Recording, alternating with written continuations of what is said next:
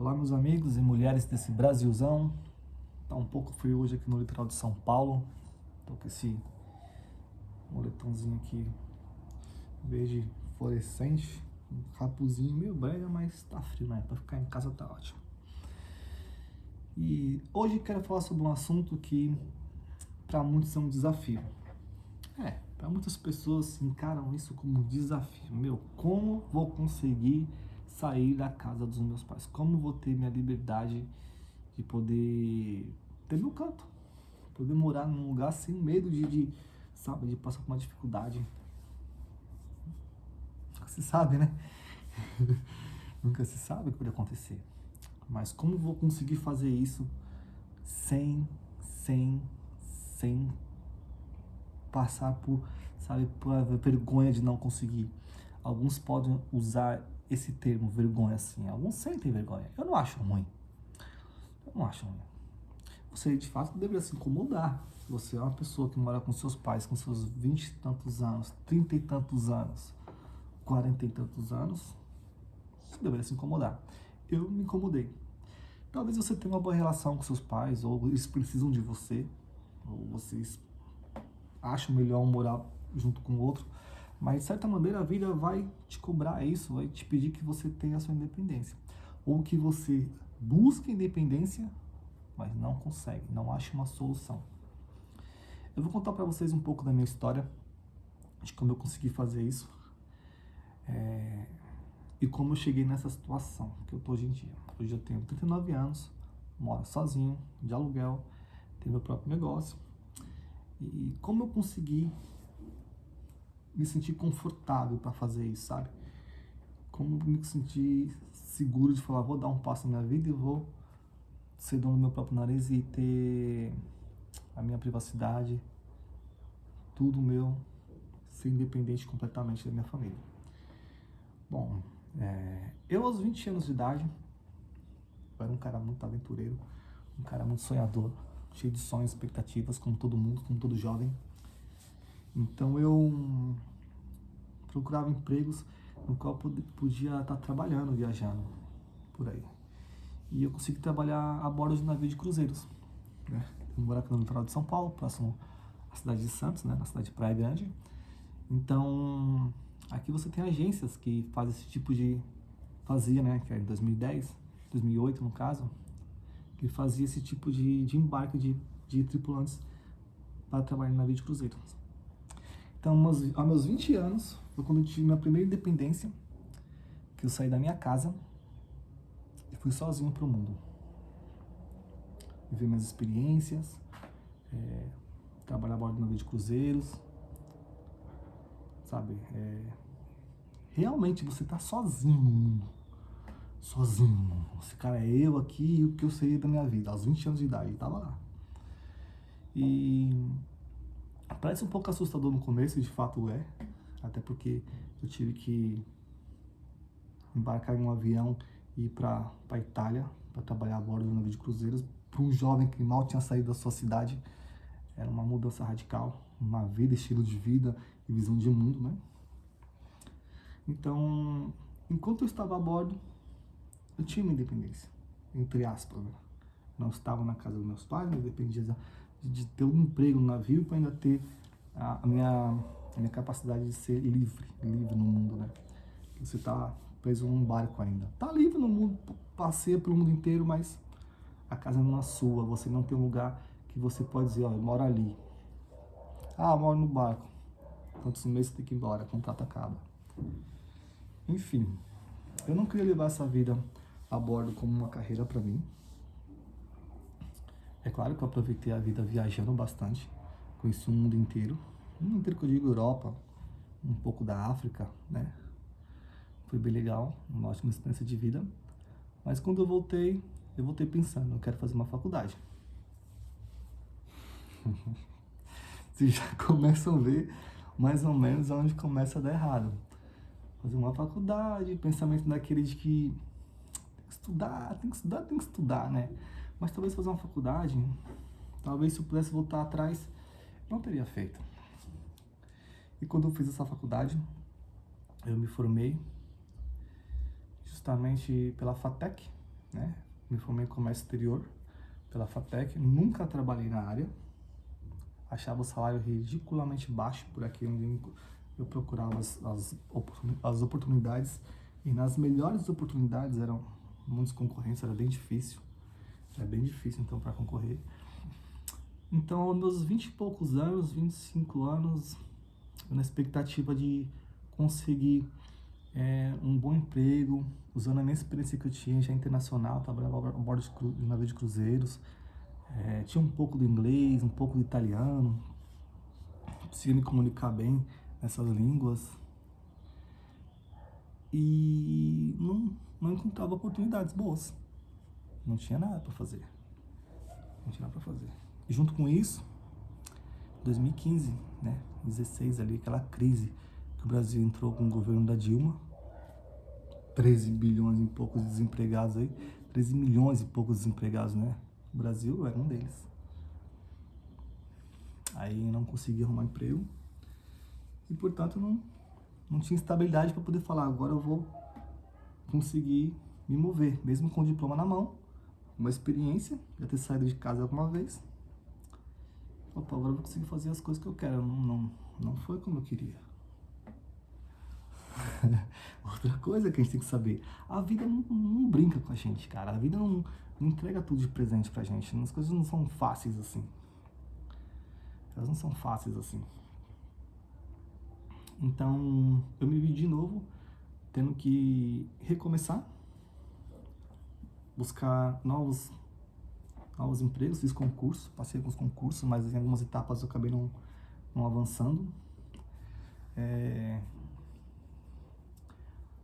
Acabei por trabalhar numa fábrica de pranchas, também me trouxe uma outra experiência de fazer algo que eu gostava, porque quando mais jovem também eu gostava de pegar onda. Parece estranho falar isso, mas eu repeti a sexta série 4 anos por causa do surf. Eu gostava muito de pegar onda e não acreditava muito na escola, sabe? Mas mesmo assim, quando eu voltei do navio, eu consegui fazer aquela eliminação de matérias e recuperar os anos perdidos e consegui fazer uma faculdade ainda com maestria, digamos assim, né? Porque você fazer tudo isso e não conseguir se formar é bem difícil, mas eu consegui fazer. Mas não foi isso que me trouxe a minha liberdade. Depois da fábrica de prancha, que me trouxe umas experiências incríveis, eu fui para a África do Sul, lá para Durban, onde eu pude conhecer a matriz da fábrica que eu trabalhava. Foi uma viagem incrível, interessante pra caramba. Mas mesmo assim, quando eu voltei, mesmo trabalhando para essa empresa, eu não tinha o suficiente para poder me bancar sozinho, né?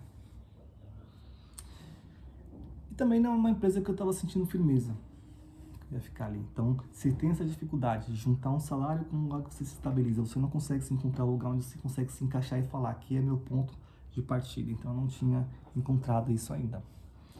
Então, quando essa fábrica fechou, enfim, ela fechou, e eu acabei por ser demitido, né? Me vi de novo, já um pouco mais velho, com 30 e tantos anos, uns anos desempregado, procurando emprego por aí, não consegui encontrar. E agora me restou o quê? O pouquinho de dinheiro que me sobrou para poder começar tudo de novo. O dinheiro que eu peguei da minha rescisão, que eu pude pagar algumas contas, me sobrou R$360. É aqui que começa a mudança. R$360. Peguei esse dinheiro e pensei, ou eu imprimo tudo de currículo, entrego tudo de novo e tento voltar para o mercado de trabalho, ou eu começo um negócio aqui agora. Não é esperar ter 1.000, 2.000, 3.000, 5.000, não. É agora com o que tem na mão. Tem que começar com isso aqui agora. Tem que dar um jeito aqui agora. Foi esse meu pensamento. Mas eu decidi. Eu falei, ó, eu não quero trabalhar pra ninguém mais, cara. Depois desse último patrão que eu tive, eu falei, cara, não vai ser assim que eu vou conseguir. Então, eu decidi empreender. Eu sabia que ia ser difícil, mas até então eu fui tomado por esses vídeos de empreendedorismo em canais no YouTube que faziam você querer escalar seus negócios, escalar seu pensamento. Então foi que eu comecei a, sabe, a mudar meu jeito de pensar, de que pensava em arrumar um emprego, um bom emprego, com uma pessoa que começava a querer empreender. Mas o mais doido disso tudo é que eu já tive negócios no passado. Talvez não deram tão certo como eu queria, mas eu já tive negócio no passado, eu fui empreendedor. E minha mãe é meu espelho como uma pessoa que empreende. Então, ela sempre teve o salão dela, se viu sozinha, então eu sempre vi ela como espelho. E meu pai é um cara, um pedreiro, um cara muito guerreiro, se preocupava muito em manter a barriga dos filhos cheia, as contas de luz pagas, entendeu? Os impostos, tudo certinho pago. Essa é a preocupação dele. Mas não de progredir na vida, de empreender, de ter uma liberdade, não tinha. Então, quando eu decidi empreender com esses R$ 360, eu tinha um outro obstáculo. Esse obstáculo era a parte logística, né? Porque se eu quisesse comprar algo para revender, eu teria que ir em São Paulo buscar. Porque aqui onde eu moro, na cidade de Praia Grande, eu teria que ir em São Paulo para buscar meus produtos para revender aqui. Só que aí eu comecei a estudar como fazer isso, né? Como que eu vou chegar no centro de São Paulo, lá na 25 de março, se eu não tenho carro, se eu não tenho, sei lá, dinheiro praticamente? Como? Aí eu comecei a ver os aplicativos que tinham de transporte, né? Aí eu encontrei o BlaBlaCar. Na época talvez não era tão popular, em 2018, por aí não era tão popular assim. Mas eu encontrei esse aplicativo BlaBlaCar. Aí eu vi que com o BlaBlaCar eu conseguia subir a serra por R$ 20. Um percurso que geralmente era 50, R$ 60. Eu vi que dava para ir para São Paulo até o Jabaquara com R$ 20. E vi também que eu podia ir do Jabaquara até a 25 de março ali com mais R$ 5. R$ 25 e de volta, R$ 50. Então eu vi que com R$ 50 eu poderia ir para São Paulo e voltar. Então pensei, pô, se eu conseguir em São Paulo com R$ 50, eu consigo comprar produtos lá para revender aqui por um preço mais acima desses R$ 50, então eu tenho já algo que vai me dar um pouco mais de dinheiro. Se eu vou gastar R$ 50 para chegar até lá, comprar produtos que eu comprei de R$ 20, R$ 30 para vender aqui pelo dobro, ou por uma vez até triplo, você podia ganhar até uma margem muito boa de lucro nesses produtos que eu revendia, que no caso era caixinhas de som, fone, os eletrônicos chineses que vende por aí em qualquer lojinha de esquina. Eu vendia isso online, pelo LX, pela minha cidade, no WhatsApp. Vendia, ia lá, buscava mais. Sempre sabendo que eu ia gastar os R$ 50 e ir de volta e BlaBlaCar, sacolinha na mão. Acredite ou não, foi assim que eu comecei o meu negócio. E não para, se você vai fazendo isso constantemente, você traz mais negócios, mais produtos, tem mais coisa para vender, mais dinheiro entrando, você comprar mais, você vai escalando. Poderia ter outro jeito, a gente vê muito no YouTube esses canais aí de investimento, se você colocar tanto dinheiro, mas eu não queria dinheiro para esperar muito tempo, eu quero dinheiro para agora, para ontem, pronto aqui, então eu tinha que dar meu jeito para agora. Então essa é a maneira que eu vi de escalar meu negócio.